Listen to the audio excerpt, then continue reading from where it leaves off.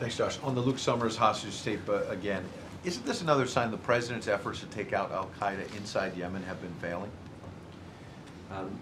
And there are a number of efforts that have been undertaken by this administration, and using our military and intelligence officials, our diplomatic officials who have worked to hammer out a constructive arrangement with the Yemeni government to have a significant impact on al-Qaeda in the Arabian Peninsula. There's still important work that needs to be done, and you can tell that they still remain dangerous.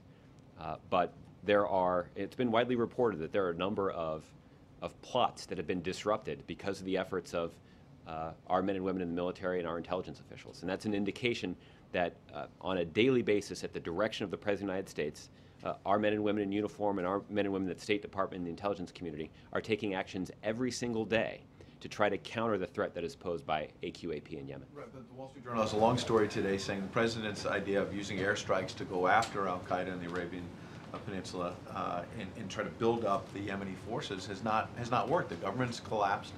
The Yemeni forces, despite years of training, hundreds of millions of dollars, are not ready to stand up. I remember a couple of months ago you called Yemen a success story. How can it be considered a success story for the president when this kind of violence continues? I don't think those are the words that I used. I think that the way that we talked about Yemen is that it has served as a useful template for a strategy that has effectively taken the fight to AQAP in a way that has degraded their ability to hurt the United States of America.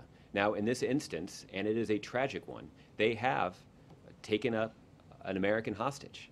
And I think the president has demonstrated by ordering this raid that he is willing to go to great lengths to try to rescue this American hostage. The fact that this mission was carried out with Yemeni military personnel is an indication that there is a solid, constructive working relationship between Yemeni soldiers and American security officials.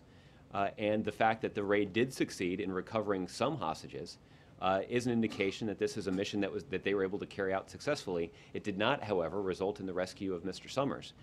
But there is no question that even an impartial observer would note that the capability of AQAP to threaten the United States of America has not been eliminated, but there is no question that it has been significantly degraded. And that's not by happenstance, it's not by coincidence, it's because of the vigilance of this president and the men and women in our military and in the intelligence community who work for him.